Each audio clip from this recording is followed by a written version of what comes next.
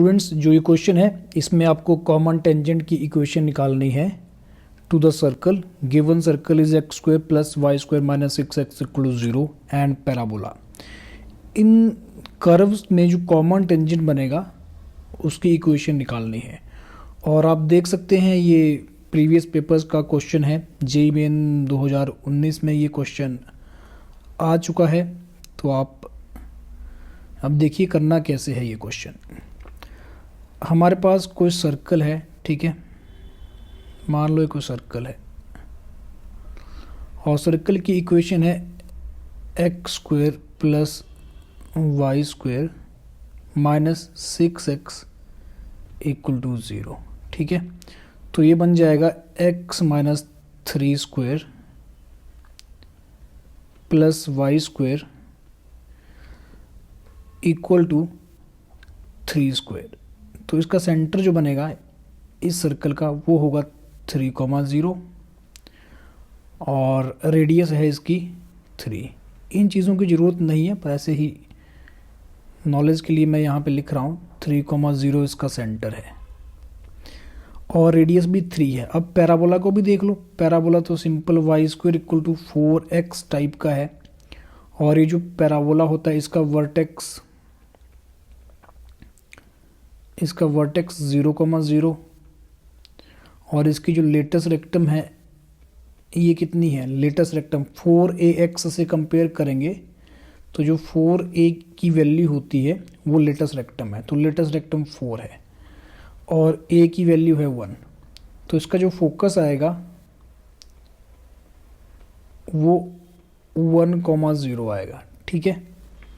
तो कहने का मतलब ये हुआ, अगर मैं इस तरह से यहाँ पर क्या करूँ, एक्स एक्सिस ड्रॉ करूँ ना, अगर मैं यहाँ पर ये एक्स एक्सिस ड्रॉ कर देता हूँ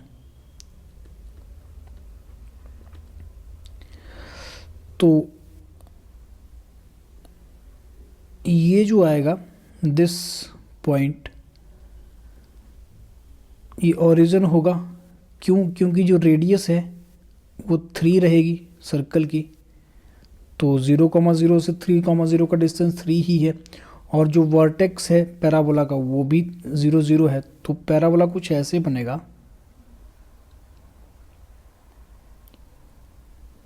बस डायग्राम किस तरह से ड्रॉ करना था उसके लिए एनालिसिस ज़रूरी था।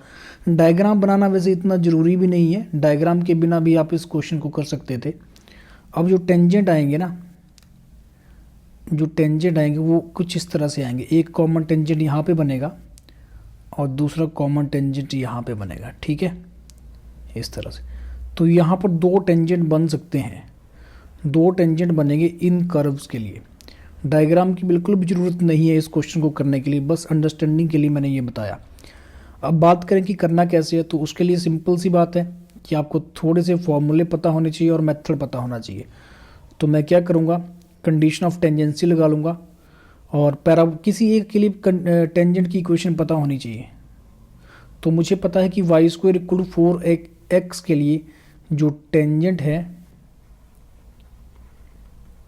विद स्लोप m,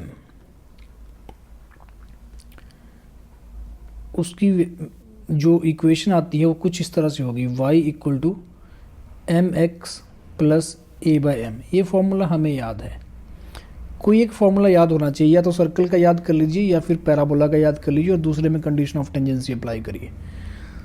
तो पैराबोला क्योंकि सिंपलेस्ट कर्व है, यहाँ पर सिंपल वाला पैराबोला है, कोई शिफ्टिंग नहीं है ओरिजिन की या कुछ इस तरह से, वर्टेक्स ओरिजिन पे है, तो इसका फॉर्मूला अप्लाई करना बेटर है।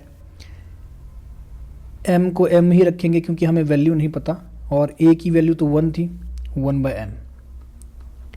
This is y। अब जो ये लाइन है ना, इसको थोड़ा सा और सिंप्लीफाई कर लेते हैं।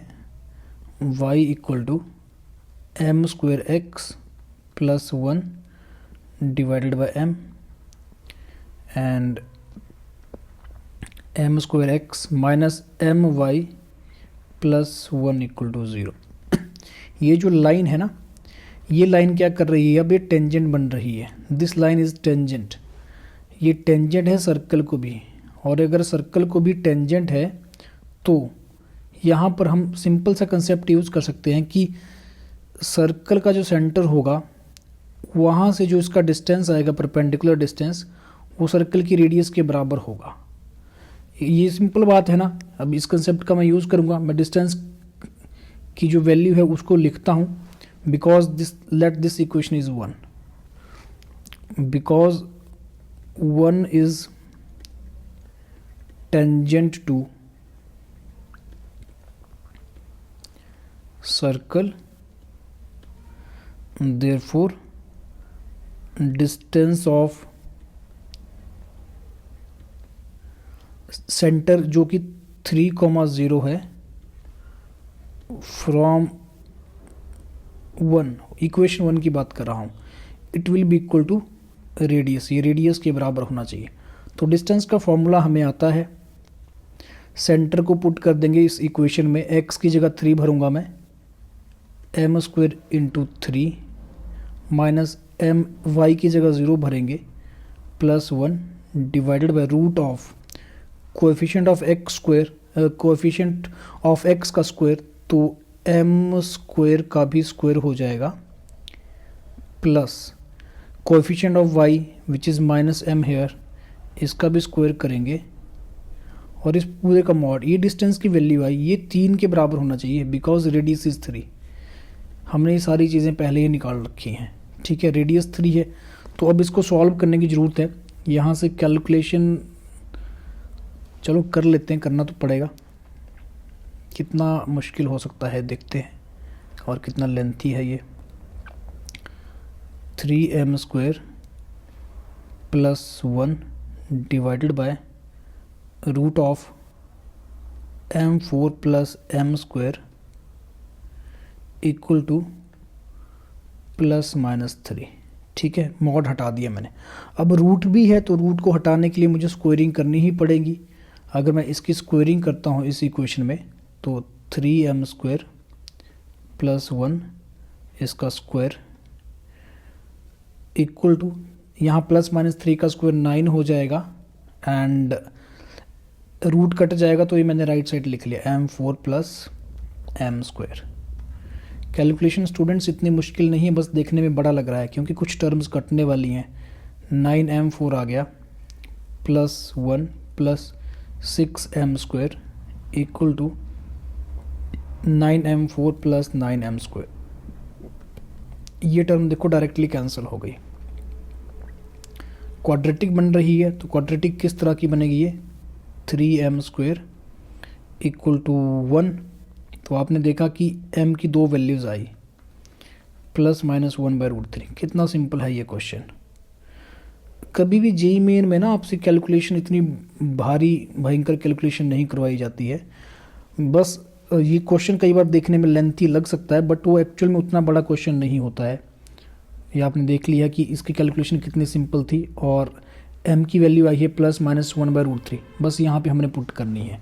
तो जो टेंजेंट की इक्वेशन बनेगी, m की जगह हमें प्लस माइनस 1/√3 पुट करूँगा ना, तो m² हो जाएगा 1/3x, और माइनस y है तो ये प्लस माइनस ही लिख देता हूँ मैं, क्योंकि एक ही बात है। 1/√3 y प्लस 1 इक्वल टू 0। इसको और सिंप्लीफाई किया जाए तो x plus minus √3y plus 3 equal to 0। ये टेंजेंट की 2 इक्वेशंस आई। तो अब देखते हैं कौन सा ऑप्शन सही है।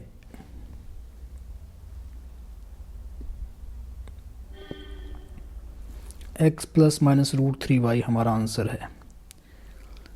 x प्लस माइनस √3y, तो प्लस 3 भी है, तो आई थिंक ऑप्शन बी ही इसमें सही लग रहा है ना, x प्लस माइनस √3y। तो इसी में वो ऑप्शन बन सकता है, बाकी कहीं नहीं बनेगा, क्योंकि यहाँ पर भी 3x है और इसमें भी कुछ और है, ठीक है। तो ऑप्शन बी में ही वो बनेगा। तो 2 टेंजेंट इसके आए, लेकिन ऑप्शन में सिर्फ एक दिया हुआ है।